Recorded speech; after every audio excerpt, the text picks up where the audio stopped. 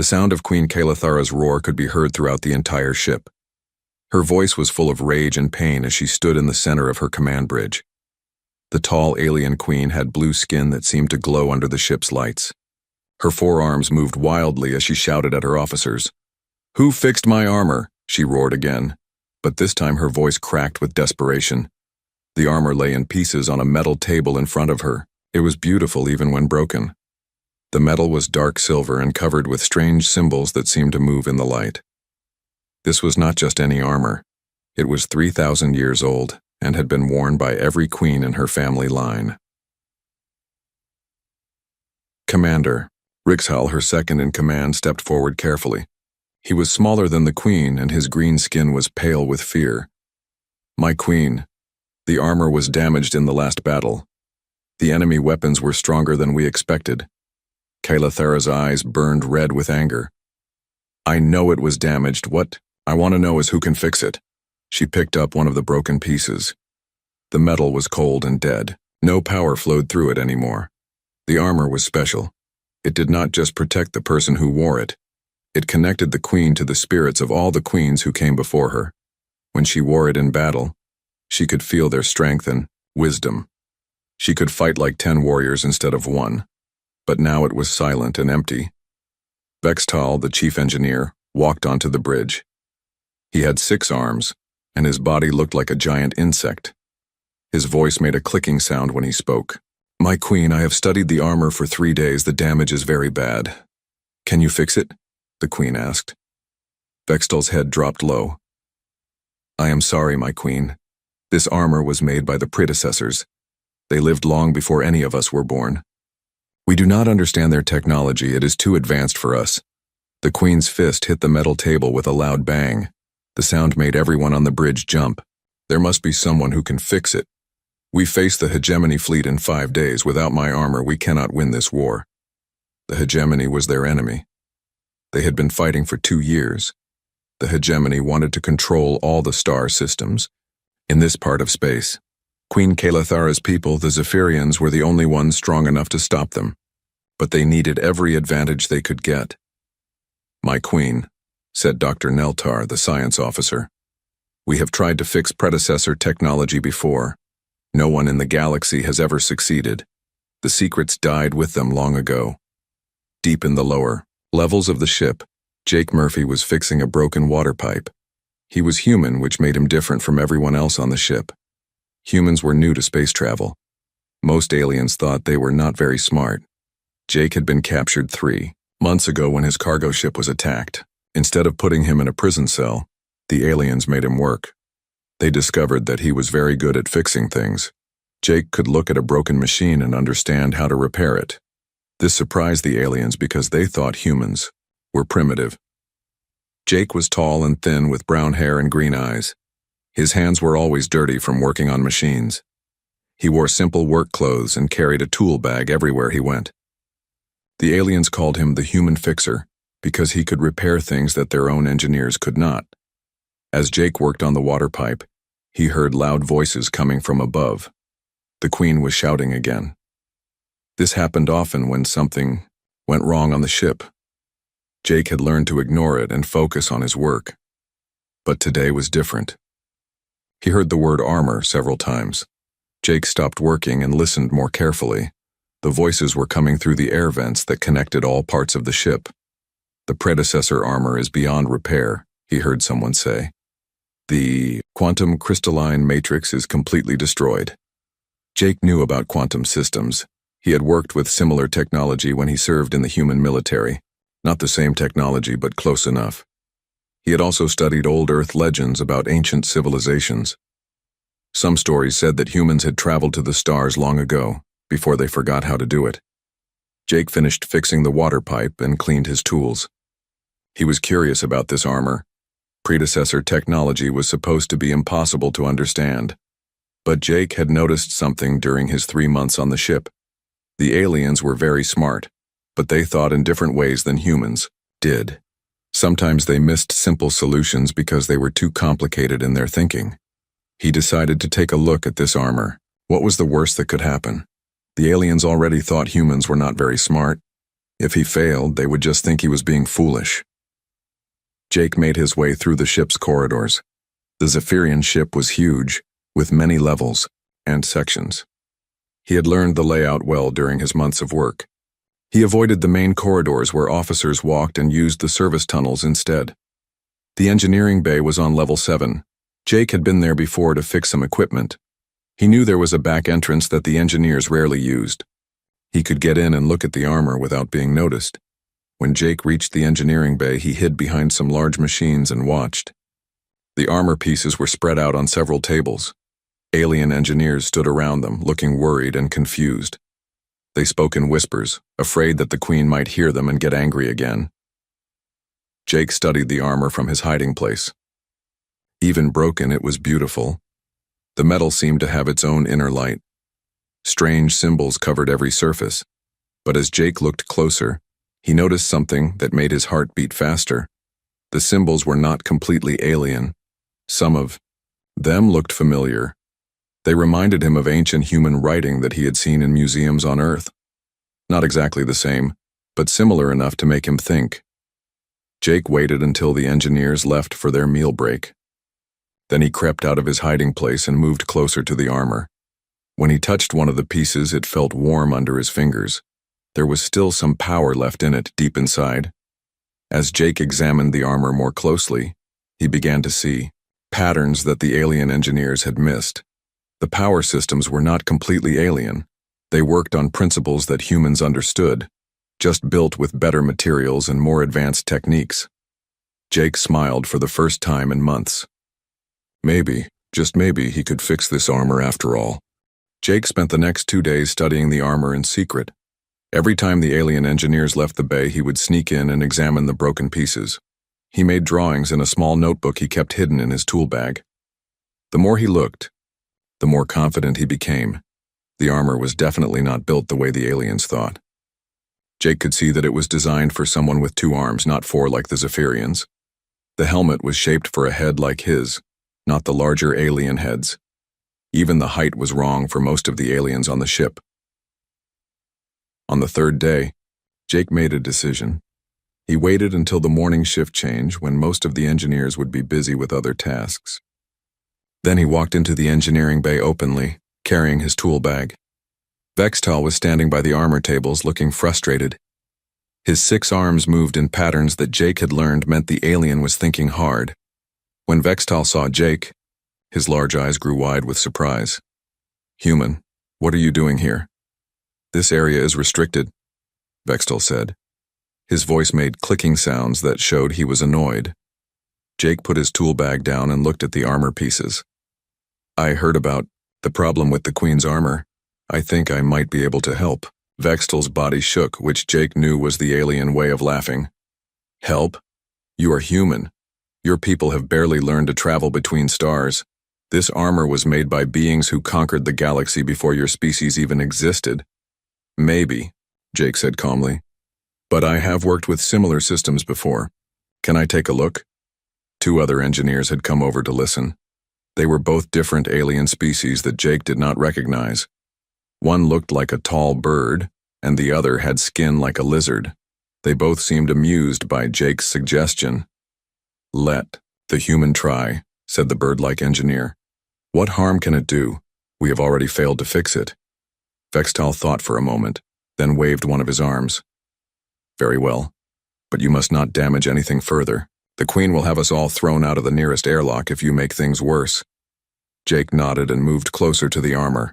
He picked up the chest piece, which was the largest part. It was heavier than he expected, but not too heavy for him to lift. The metal felt warm and smooth in his hands. "Tell me what you have tried so far," Jake said. Vextal began to explain.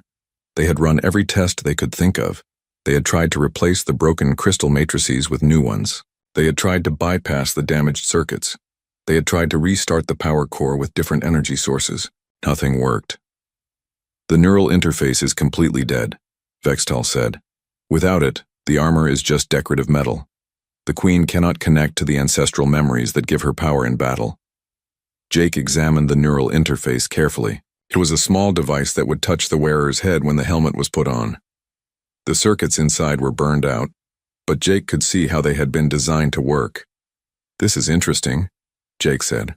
"The neural pathways are set up for a brain structure that is very similar to human brains, not exactly the same as Zephyrian brains." The lizard-like engineer hissed in disagreement. "Impossible. This armor has been worn by Zephyrian queens for thousands of years." "Yes," Jake said, "but maybe it was not originally made for Zephyrians. Maybe they learned to use it, but it was designed for someone else." Jake opened his tool bag and took out some basic equipment. He had learned to make his own tools from scraps he found around the ship. The aliens had better equipment, but they often threw away things that Jake could still use. He began to trace the power circuits in the armor. They were more complex than anything humans had built, but they followed rules that Jake understood. Electricity flowed from point A to point B. Data moved through pathways. Power had to be regulated and controlled. "You are wasting your time," Vextal said. "The greatest engineers in the galaxy have tried to understand predecessor technology. All have failed." Jake did not answer. He was too busy working.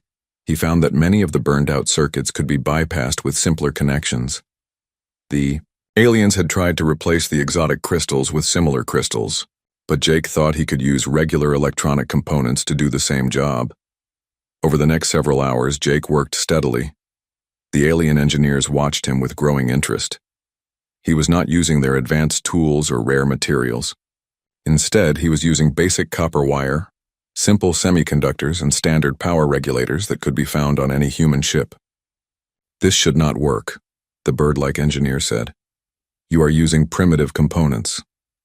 "Sometimes simple is better," Jake replied. "Complex systems break down. Simple systems keep working." Jake had served in the human military as a field engineer. His job had been to keep equipment working in combat conditions. He had learned that fancy, complicated repairs often failed when they were needed most. Simple repairs that used common parts were more reliable. As the day went on, more aliens came to watch. Word had spread through the ship that the human was attempting to repair the predecessor armor. Some came to laugh. Others came out of curiosity. A few came because they were genuinely interested in what Jake was doing. By evening, Jake had made real progress. He had restored power to several sections of the armor. The metal began to glow with a soft inner light that it had not had since the battle. The symbols on the surface started to move and change as if they were alive. Vextal was no longer laughing. "How did you do this?" "We tried for weeks to restore power to those sections." "I stopped trying to understand the technology and started trying to understand the problem," Jake explained. "The armor is not broken because the technology is too advanced. It is broken because it has been used in ways it was not designed for."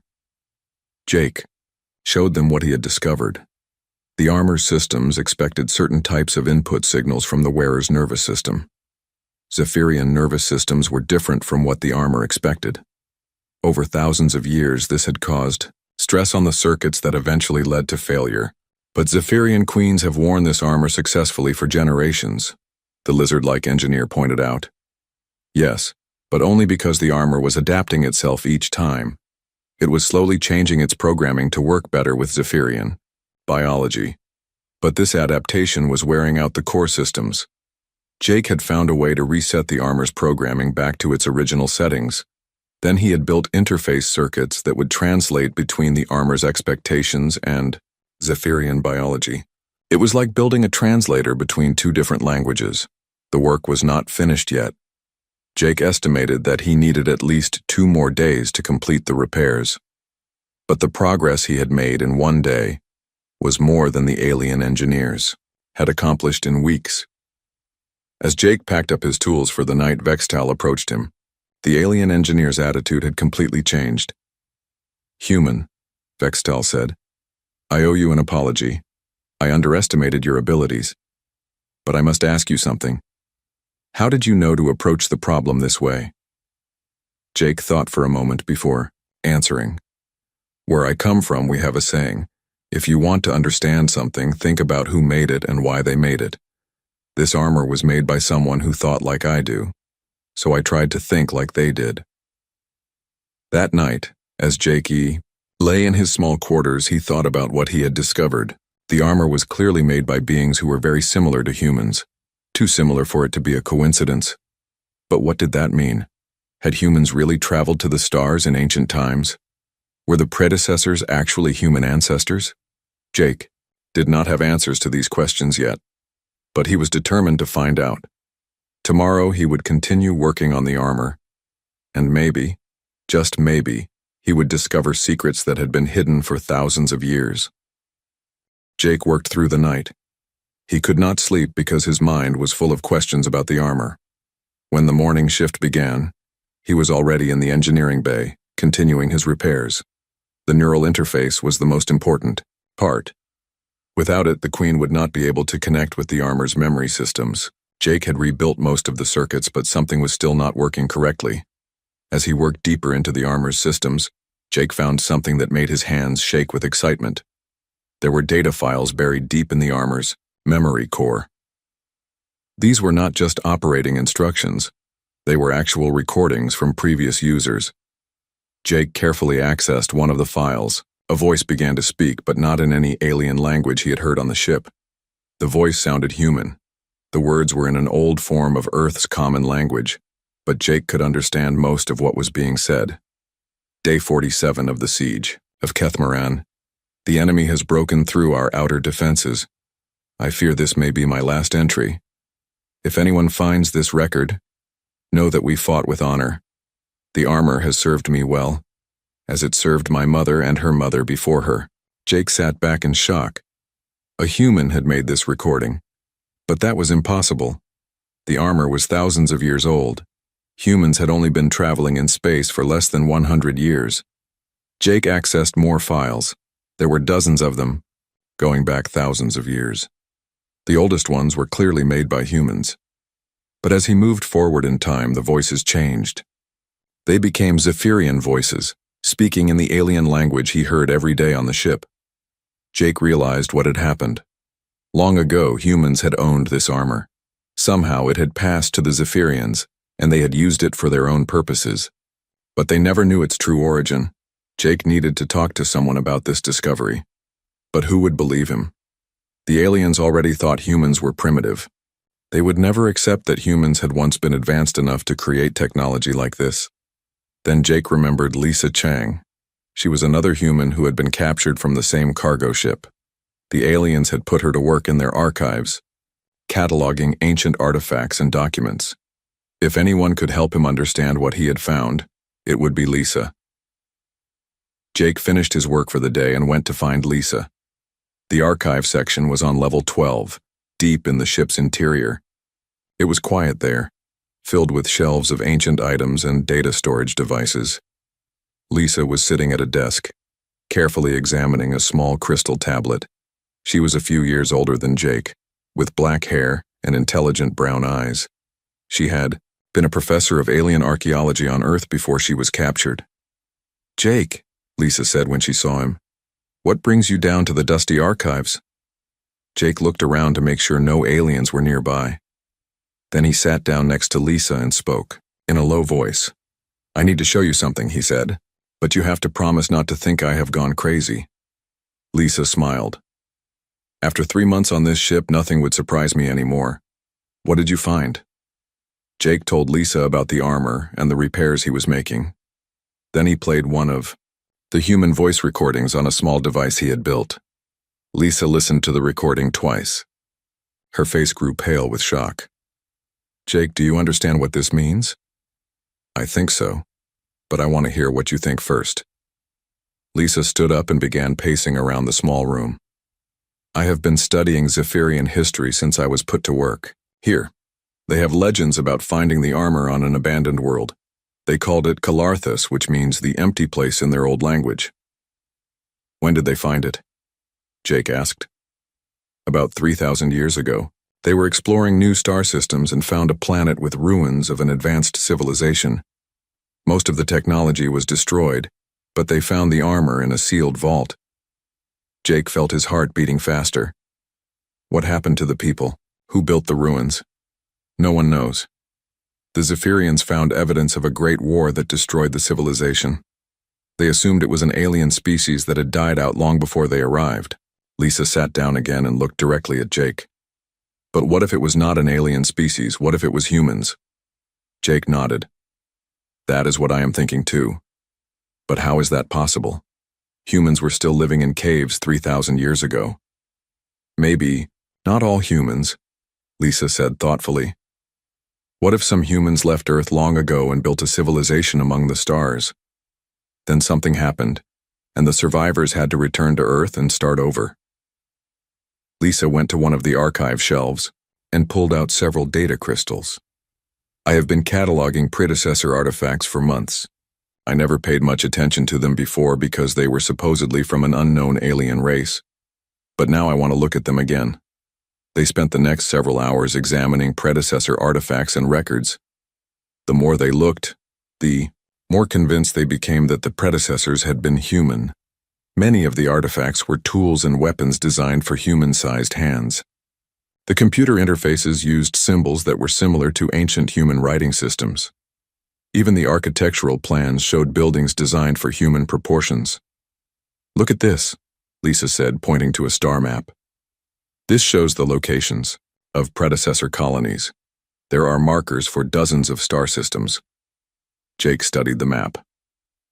Earth is marked on here too, but it is marked as a frontier colony, not the home world.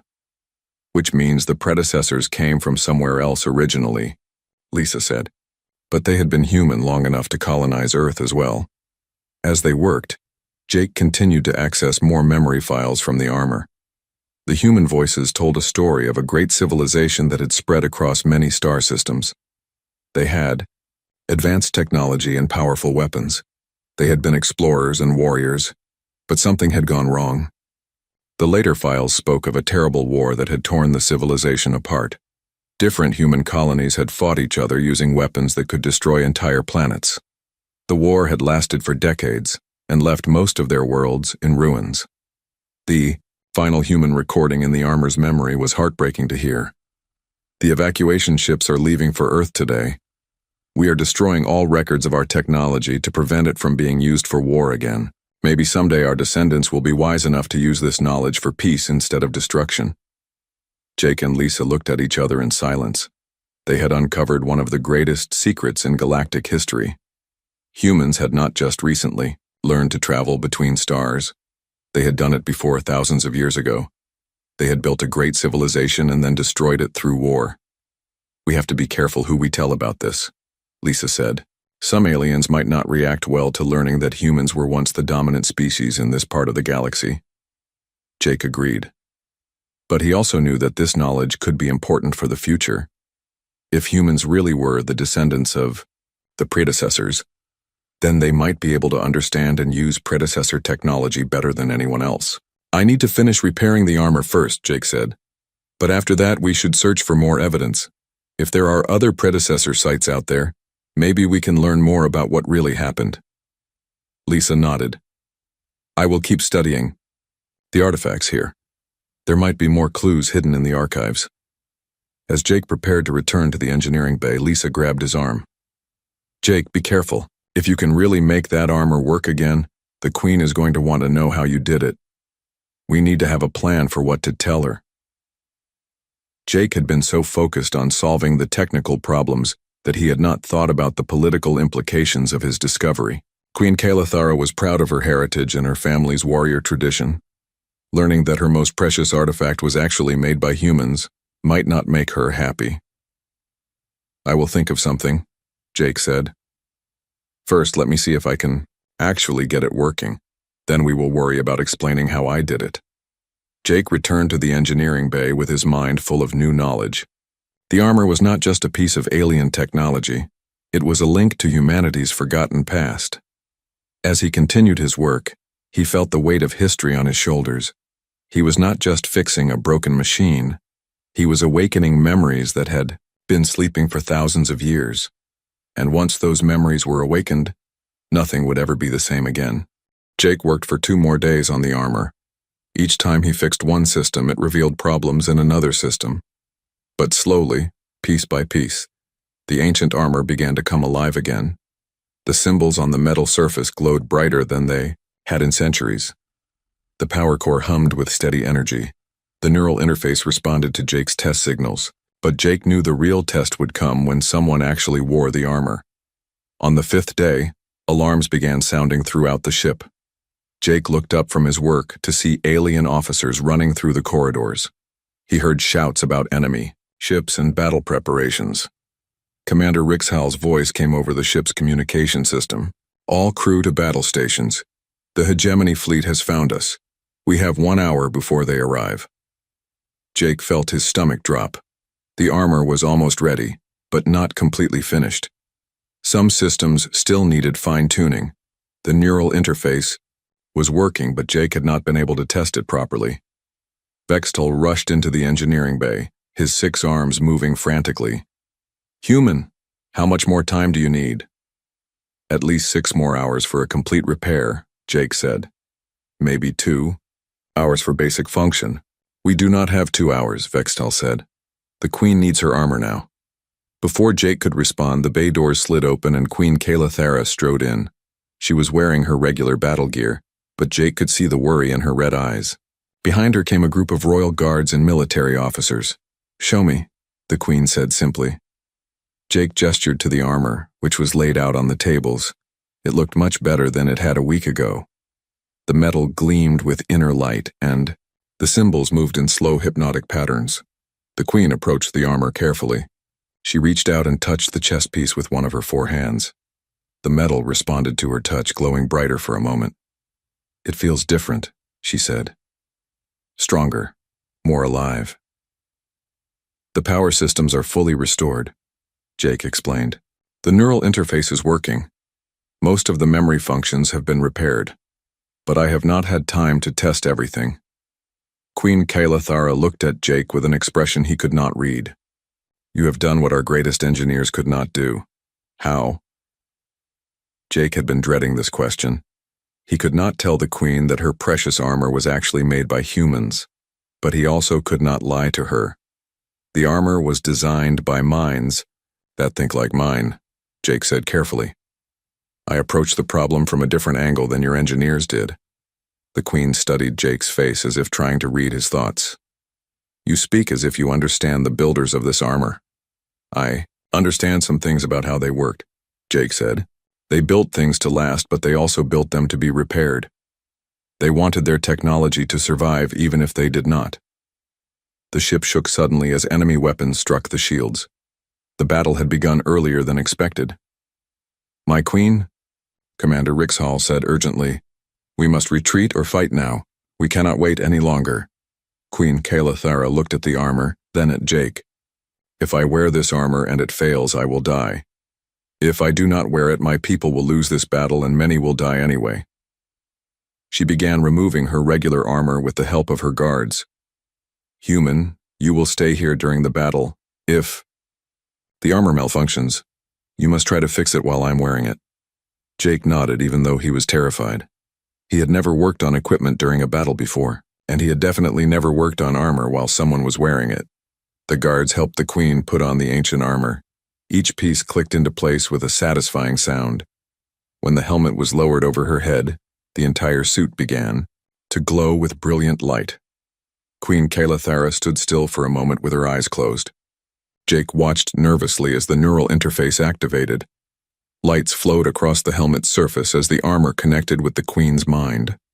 Suddenly, the Queen's eyes snapped open, but they were no longer red. They glowed with the same silver light as the armor. When she spoke, her voice was different too. It was deeper and more powerful than before. "I can feel them," she whispered. "All the queens who wore this armor before me. Their knowledge, their strength, their courage. But there are others too. Older voices, voices that speak in languages I do not recognize." Jake knew she was hearing the human voices from the armor's memory files, but the Queen did not understand what those voices were. The ship shook again, more violently this time. "My Queen, we must go," Commander Rixhall said. Queen Kalathara nodded and walked toward the door, but as she moved, Jake noticed something wrong. The armor's power distribution was uneven. Too much energy was flowing to the weapon systems and not enough to the protective shields. "Wait!" Jake called out. The Queen stopped and turned back, to him. "There is a problem with the power balance. The armor is trying to provide more offensive capability than defensive protection. That is not what you need for this battle." Jake ran to a control panel and began making adjustments. The armor was responding to the Queen's emotional state. She was angry and wanted to attack the enemy, but the hegemony had superior numbers. The Queen needed to focus on defense and tactics, not just raw aggression. "I am adjusting the armor's priorities," Jake explained as he worked. "It will give you better shields and enhanced strategic thinking instead of maximum weapon power." The Queen felt the changes immediately. The burning desire to charge into battle was replaced by a cool, calculating intelligence. She could see the tactical situation more clearly. "Better," she said. "Much better. You understand this armor in ways that even I do not." The Queen and her guards left for the battle. Jake remained in the engineering bay, monitoring the armor's performance through the ship's computer systems. He could see data flowing between the armor and the ship's sensors. The Queen was not just wearing the armor. She was connected to the entire ship through it. The battle was fierce. Jake watched on the tactical displays as hegemony ships surrounded the Zephyrian fleet. The enemy had twice as many ships and more powerful weapons. Under normal circumstances, the Zephyrians would have been destroyed quickly. But Queen Kalathara was fighting like no Zephyrian queen had fought in centuries. The armor was giving her abilities that she had never had before. She could process information from hundreds of sources at once. She could coordinate the movements of dozens of ships simultaneously. She could predict enemy actions and counter them before they happened. Jake continued to make small adjustments to the armor's systems throughout the battle. When the Queen needed more processing power for fleet coordination, he shifted energy from the physical enhancement systems. When she needed to board an enemy ship personally, he boosted the armor's protection and weapon systems. It was like conducting an orchestra. Every system in the armor had to work in harmony with every other system. And Jake was the conductor, making sure that the Queen had exactly what she needed at exactly the right moment. The tide of battle began to turn. Zephyrian ships that should have been destroyed were surviving and fighting back. Enemy formations that should have been effective were being disrupted and defeated. The hegemony commanders could not understand what was happening. Finally, after 6 hours of fighting, the hegemony fleet retreated. They had lost more ships than they had destroyed, which should have been impossible given their numerical advantage. Queen Kalathara returned to the engineering bay after the battle. She was exhausted, but victorious. The armor had performed, better than anyone had dared to hope. "Human," she said to Jake, "you have not just repaired my armor, you have transformed it. It is more powerful now than it has ever been." Jake felt proud and worried at the same time. He had succeeded in fixing the armor, but he had also awakened capabilities that the Zephyrians had never known existed. What would happen when other aliens learned about this? What would happen when they discovered the truth about the armor's origins? "My Queen," Jake said carefully, "there are things about this armor that you should know. Things that might change how you think about it." Queen Kalathara removed her helmet and looked at Jake with tired but curious eyes. "Tell me." Queen Kalathara stood in the engineering bay, still wearing the ancient armor. The battle was over, but the armor continued to glow with power that seemed almost alive. Jake could see that she was different now. The connection with the armor had changed her somehow. "Tell me what you have discovered," the Queen said. Her voice was calmer than Jake had ever heard it.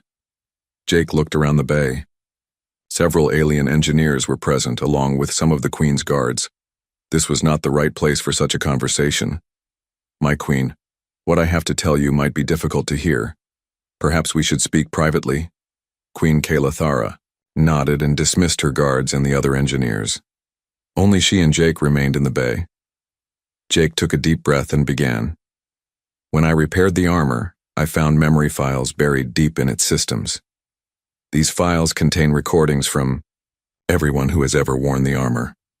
"Yes," the Queen said. "The voices of my ancestors. I heard them during the battle. Some of the voices were your ancestors, Jake said carefully. But the oldest voices were not Zephyrian. They were human. The Queen's forearms tensed, and her red eyes began to glow with anger. That is impossible. This armor has been in my family for 3,000 years. It is a symbol of Zephyrian power and heritage. Jake had expected this reaction. He activated a small device and played one of the human voice recordings. The ancient voice spoke in Old Earth language, telling of battles and victories from long ago. Queen Kayla listened in silence. When the recording ended, she sat down heavily on one of the workbenches.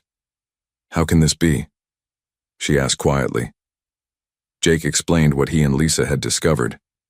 He told her about the evidence they had found that the predecessors were actually ancient humans. He explained how the armor had been designed for human physiology and then adapted for Zephyrian use over thousands of years. "Your people found this armor on a ruined world," Jake said. "But they did not find alien ruins. They found the remains of a human civilization that had destroyed itself through war." The Queen was silent for a long time. Jake could see her struggling with this information. Everything she had believed about her heritage was being challenged. Finally, she spoke. "If what you say is true, then my people have been living a lie for 3,000 years. "Not a lie," Jake said. "Your people took something that was abandoned and gave it new life. Zephyrian queens have worn this armor with honor for generations. They have used it to protect their people and fight for justice. That is not a lie. That is worthy of respect." Queen Kayla looked at Jake with new understanding. "And that is why you could repair it when no one else could, because you are the same species as the ones who built it." Jake nodded. "I think so. The technology made sense to me because it was designed by minds like mine. But it took Zephyrian courage and warrior spirit to make it truly powerful." The Queen stood up and began pacing around the bay. The armor's symbols shifted and moved as her emotions changed. "What do you want in return for this knowledge?" she asked. "And for repairing my armor?" Jake had been thinking about this question for days. "I want my freedom and the freedom of Lisa Chang and the other humans who were captured with me. But I also want something else." "What?" "I want to search for other predecessor sites. If there are more ruins out there, we might be able to learn what really happened to the ancient human civilization, and we might be able to prevent the same mistakes from happening again." Queen Kayla considered this request. Jake could see that she was thinking not just as a warrior now, but as a leader who had to make decisions for her entire people. "You realize what you are asking?" she said. "If word of this spreads, it will change how every species in the galaxy thinks about humans. Your people will no longer be seen as primitive newcomers." "Maybe that is not a bad thing," Jake said. "Humans have something to offer the galaxy. We see problems differently than other species. We find solutions that others miss. But we also make mistakes that others might help us avoid." The Queen stopped pacing and looked directly at Jake. "During the battle, I felt the armor's full power for the first time. It was not just Zephyrian strength that flowed through it. There was something else. Something that felt like curiosity. Like a desire to understand and explore and build." "That sounds very human," Jake said with a small smile. Queen Kayla smiled back, which surprised Jake. He had never seen her smile before. "Human Jake Murphy," she said formally. "You have done something that no engineer in the galaxy has been able to do. You have not just repaired my armor. You have made it better than it ever was before." The Queen began removing the armor with Jake's help. As each piece was taken off, it continued to glow with residual power. "I offer you a position as my chief technology advisor," the Queen continued. "You will have resources to search for predecessor sites and study their technology. In return, you will help my people understand and use what we find." Jake felt excited but also worried. What about the other aliens in the galaxy? Some of them might not be happy to learn that humans once ruled the stars. "Then we will deal with them as we always have," the Queen said, "with courage and honor. But we will also deal with them with wisdom, which is something the ancient humans seem to have lacked." Jake agreed to the Queen's offer. Over the following weeks, Word spread throughout the Zephyrian fleet about the human engineer who had repaired the impossible. Jake found himself working with alien scientists and engineers who were eager to learn from his different perspective. Lisa was brought up from the archives to work with Jake on studying predecessor artifacts. Together they began to piece together the true history of humanity's first galactic civilization. They learned that the ancient humans had been great explorers and builders. They had colonized hundreds of worlds and created wonders of technology and art. But they had also been proud and competitive. Different human colonies had developed different cultures and beliefs. Eventually, these differences had led to conflicts that grew into devastating wars. The final war had been so terrible that the survivors had made a desperate decision. They would return to Earth and destroy all records of their advanced technology. They hoped that humanity would eventually return to the stars, but only when they were wise enough to avoid repeating the mistakes of the past. Jake and Lisa shared their discoveries with Queen Thera and her advisors. The Zephyrians were fascinated by this lost chapter of galactic history. They began to see humans not as primitive beings who had recently discovered space travel, but as a species that was returning to reclaim their place among the stars. 6 months after the battle, Jake stood on the bridge of a Zephyrian exploration ship. They were traveling to Calarthes, the world where the armor had first been found. Queen Thera had decided to mount an expedition to search for more predecessor ruins. Lisa was with him, along with a team of alien archaeologists and engineers. They were all working together, combining human intuition with alien knowledge and technology. "Are you ready for this?" Lisa asked as their ship entered orbit around the ancient world. Jake looked down at the planet through the viewing screen. Somewhere on that world were the ruins of a human city that had died thousands of years ago. But now humans were returning, to learn from the past and build a better future. "Yes," Jake said. "I think it is time for humans to remember who we used to be, and more importantly, to decide who we want to become." Queen Thera joined them at the viewing screen. She was wearing the repaired armor, which had become her preferred outfit for important occasions. The armor seemed to approve of this mission. Its symbols glowed brighter whenever they discussed plans for exploring the ruins. "Who fixed my armor?" the queen said quietly, repeating the question that had started everything. But now she was not roaring it in anger. She was asking it with pride and gratitude. Jake smiled. "A human did, but not just any human. A human who had help from Zephyrian courage, alien wisdom, and the memories of all those who came before." As their ship descended toward the planet's surface, Jake felt the weight of history and the promise of the future. Humanity was returning to the stars, but this time they would not travel alone. They would travel with allies who could help them avoid the mistakes of the past. The armor had been broken by ancient conflicts, but it had been repaired by cooperation and understanding. Jake hoped that humanity's return to galactic civilization would follow the same pattern. They would learn from their failures and build something better with the help of friends among the stars.